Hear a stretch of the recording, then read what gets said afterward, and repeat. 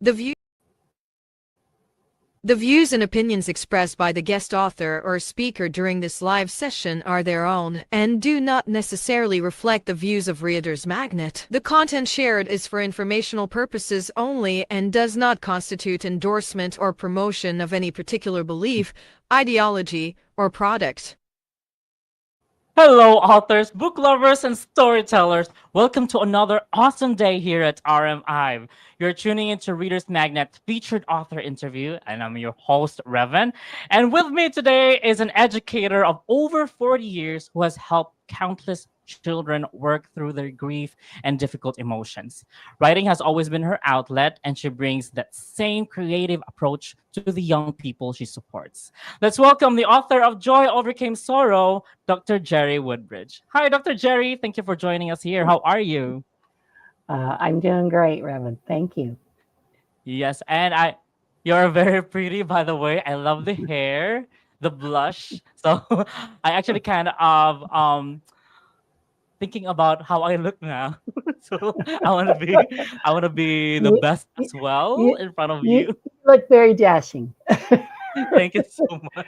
You're And by welcome. the way, and by the way, um, you are actually to all our viewers out there as well. Dr. Jerry here, Dr. Jerry Woodbridge, the author of um, Joy Overcame Sorrow, is actually one of our featured authors at the Festival of Storytellers in January 19th to February 2. So, Dr. Jerry, are you excited for your spotlight or your special? How are you feeling about that? I am excited. I am excited. I Yes. love to I love to share about the message and the story about the book and all the behind the scenes, Mm-hmm. that kind of thing. So love it. Yes. And before that, before all the people who are going to watch at the Festival of Storytellers to know more about your book, I am here because I want to know more about your book. So, by the way, Joy Overcame Sorrow, such a really good title. What is this book about? It's a coming of age story about a 10-year-old little girl.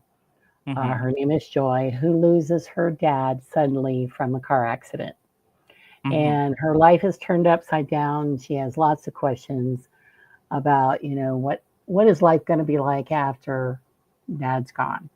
And so she has to go through that first year of grief is really what the story is about, is how Joy navigated her grief, Mm-hmm. and what were some of the obstacles that came up, what were some of the strategies that that she had to learn.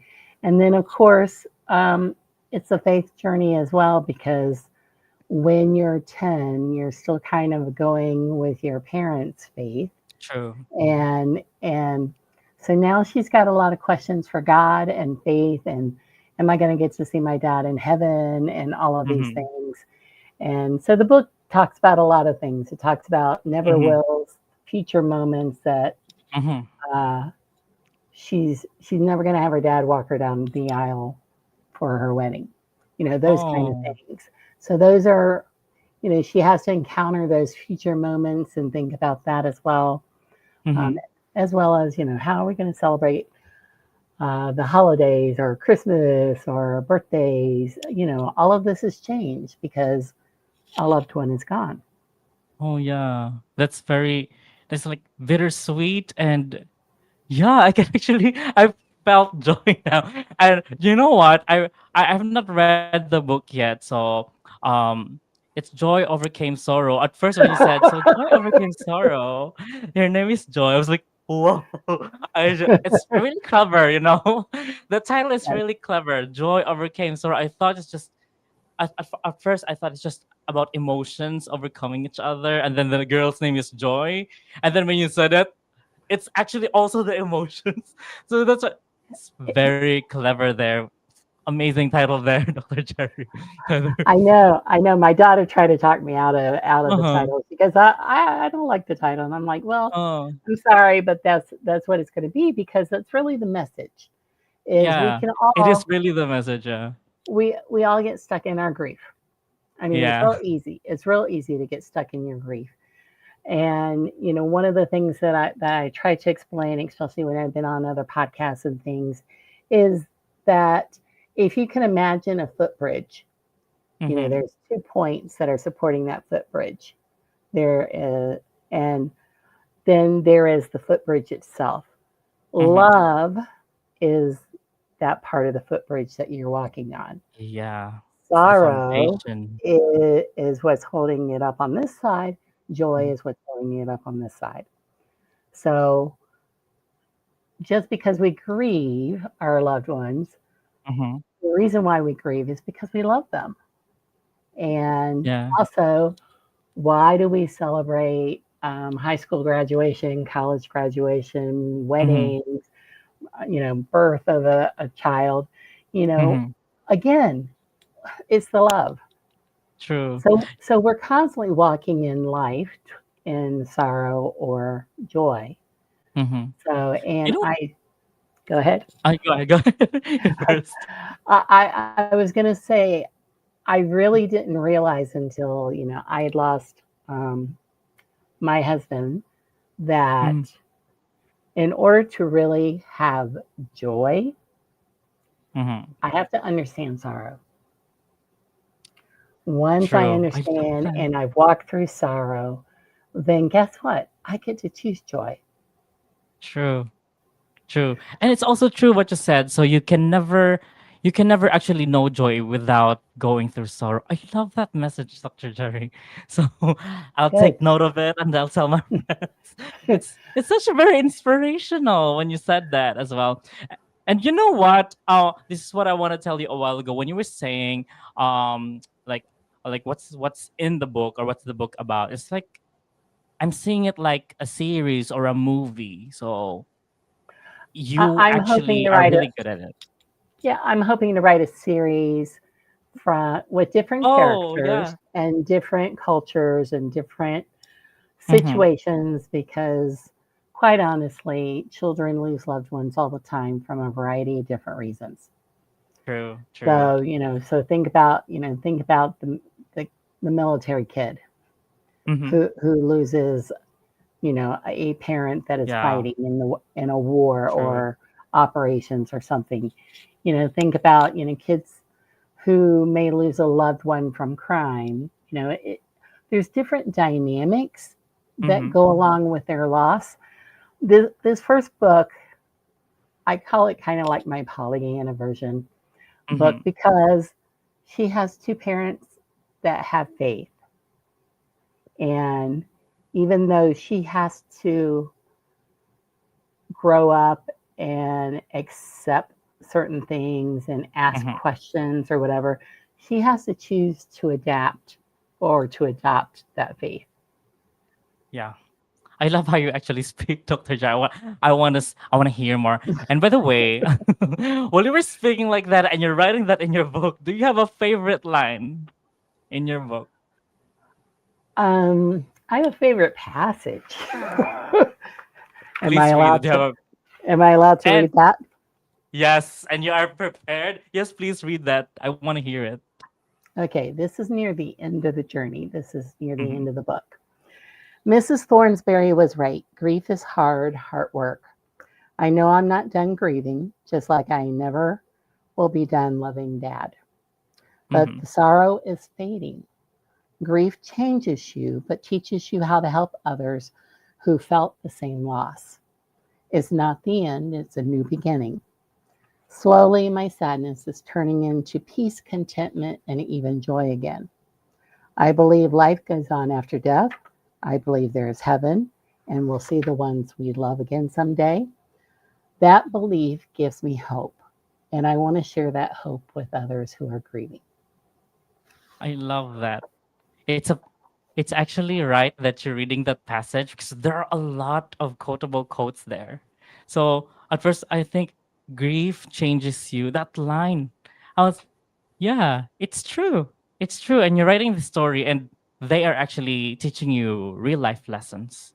So Yes. yeah. So, oh, by the way, because most of the time this is sorrow and joy and the flow of the emotions there. So, have you ever have you ever encountered a hard scene to write? What was the hardest scene to write for you and why? I think the hardest scene was in chapter two, and chapter Mhm, two is called Bad News, and that's where Joy learns what's happened to her dad. oh, And the reason why it's so hard is I wanted to be make sure that I was authentic, mhm, in representing real emotions that children go through. mhm, Now, I've had lots of people read my book and mhm, give me feedback, and I usually say, especially if someone has recently lost someone, mhm. disclaimer: have a box of Kleenex and some chocolate nearby, Yeah, because you are going to probably weep at some point in the story. yeah. It will be me. I will be very emotional when I read this. It was very emotional to write it too, because at the same time I was, um, it took me a while to write it and kept putting it on the shelf, and then finally get it. The Lord says, Mhm, take it off the shelf. It's time to to get this finished and get it out there. mhm, So as I was trying to finish up all the all the revisions, all the edits, all the mhm, little additions that needed to happen, mhm, my mom was in the hospital 3 times, mhm, and I finally had to let my publisher know. Say, look, mhm, right now I'm experiencing my own grief, anticipatory grief. At the mhm. same time, I'm writing about grief. So I'm True. a little emotional right now. So, but um, but I think that's what makes it relatable. And the thing that I have found about this book is Mhm, initially it was for children, middle grade mhm, readers, uh, to read that had lost a loved one. I mhm, had a little fourth grade girl who was a colleague's daughter, mhm. and this colleague said, "Hey, send me your chapter titles. I just kind of want to see what you're writing, what you're writing about." Uh-huh. So I did, and the little girl is reading over her mom's shoulder, and she gets halfway through the chapters and she says, "Stop! I'm not going to read anymore because I want to read the book." Yeah. And so, Yeah, uh, she got teased by it. so I asked my colleague, I said, "Okay, I know this is on a hard topic, so I'd like you, to see if Zoe would be willing to read the manuscript Mhm, and give me some feedback. And mhm, obviously, I think you should read it with her, or so that if she has questions, she can ask questions." And Zoe said, "Well, you made a mistake in the math lesson." she corrected you. And she said, "Yes, I think it would be a good book for those children who have lost loved ones, but I think it's a good Mhm, book for everybody." it is. Yeah, I agree. It's a good book for everybody because everybody, I can actually, it resonated to me right now. So I kind of want to have this and read this and share this with my friends as well, because the story. It's I already told you I see this like a series or it's like because there are flashes of like images when I hear you speak about it. So and it resonated to me. I haven't experienced like what Joy is experiencing, but I can feel her. So I believe Right. it's your superpower as an author. You actually permeate the emotion there. It's there and it's compelling. I can say it's really compelling right now. I haven't even read it. You just told me the story and I want it. I want a copy of it.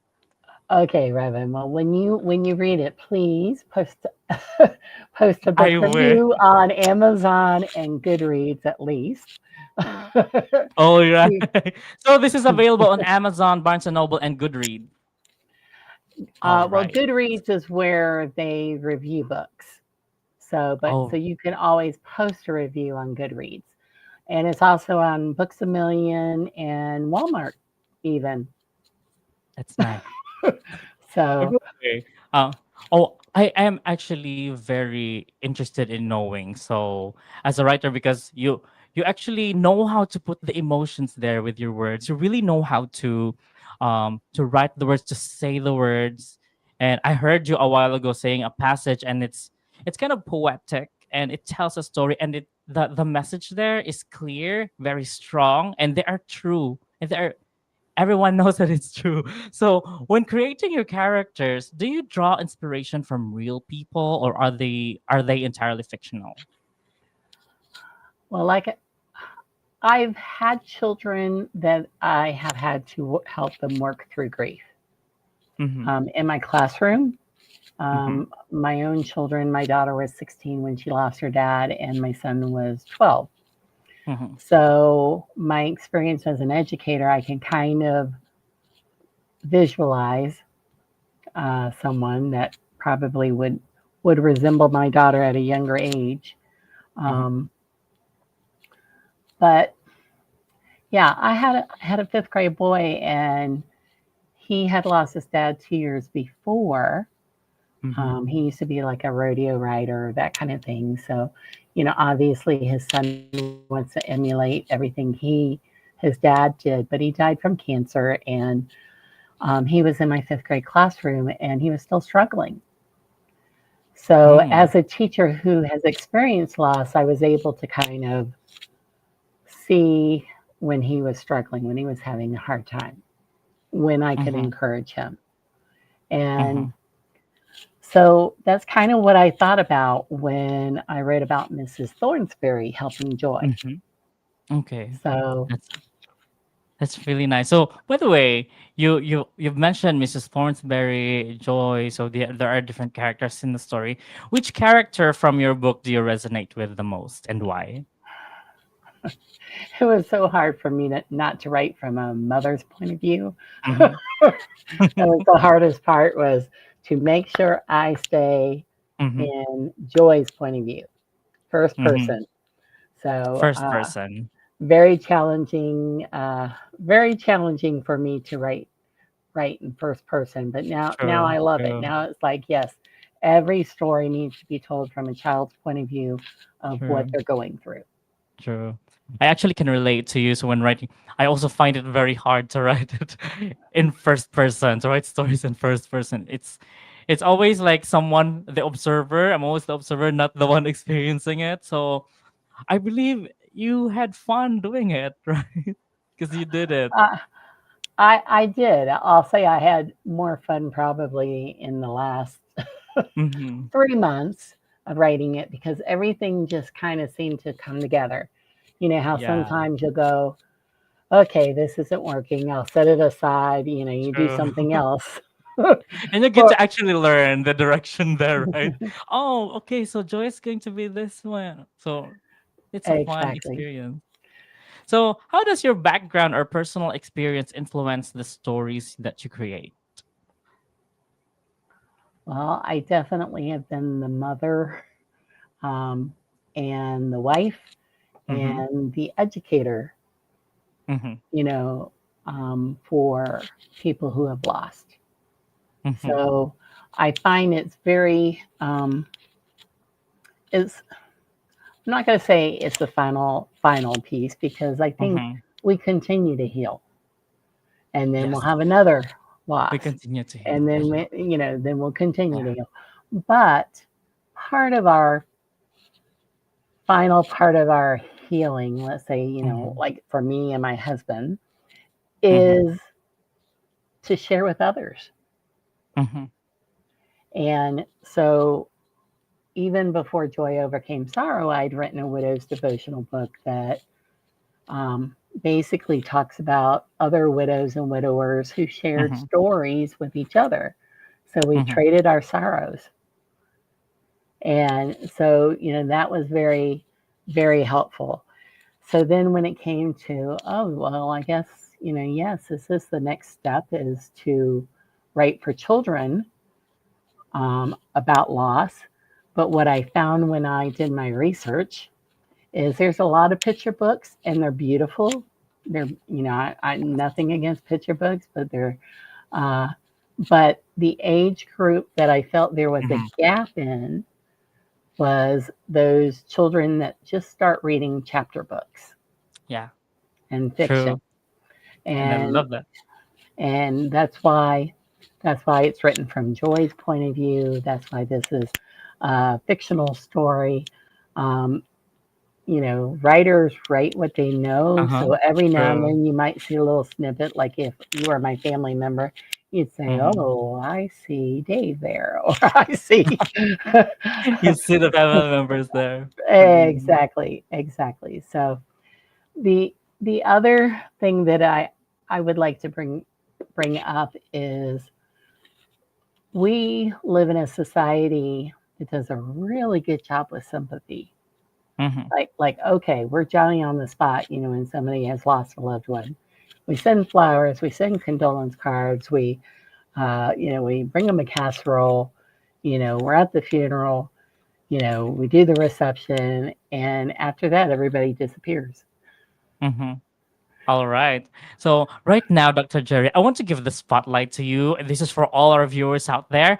I want you to tell our viewers where we can find the book and what are your other projects that we have to look forward to.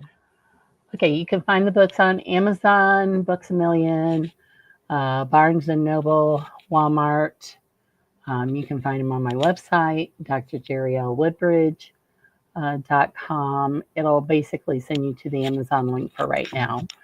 Um, but that's where you can find all the books that I've written. Nice. And there is a companion that goes along with Joy Overcame Sorrow, and that's Joy's Journal. So it Nice. takes book prompts from the book to Mm-hmm. help parents or helpers that are helping children with lost loved ones start the conversation, and then the child can personalize it. Mm-hmm. Nice. So, by the way, to all our viewers out there, once again, Dr. Jerry's book, "Joy Overcame Sorrow," is available on Amazon, Barnes and Noble, Books a Million. There's a copy right there, and Walmart as well. And Dr. Jerry Woodbridge here is one of our featured authors at the Festival of Storytellers. And by the way, the Festival of Storytellers is the largest virtual book event that features authors and shares their stories with the world. So, this annual book event is also an avenue for authors to connect and engage with their audience and other authors as well. So, once again, the Festival of Storytellers will run from January 19th to February 2nd, 2026. And you don't have to go anywhere. You can just enjoy this festivity right at the comfort of your home. So imagine sipping your coffee, seeing your book at on a live stream event, and on the website they have a book space and author space, and you can see Dr. Jerry having a special, an hour special there, and she will be featured in our roundtable sessions as well. And if you're an author or a fairgoer, go ahead and visit us at www.thefestivalofstorytellers.com. Once again, that's www.thefestivalofstorytellers.com. You can sign up for free and find out what you can find there as well. So what we can offer you, and go ahead and join us, be our next featured author.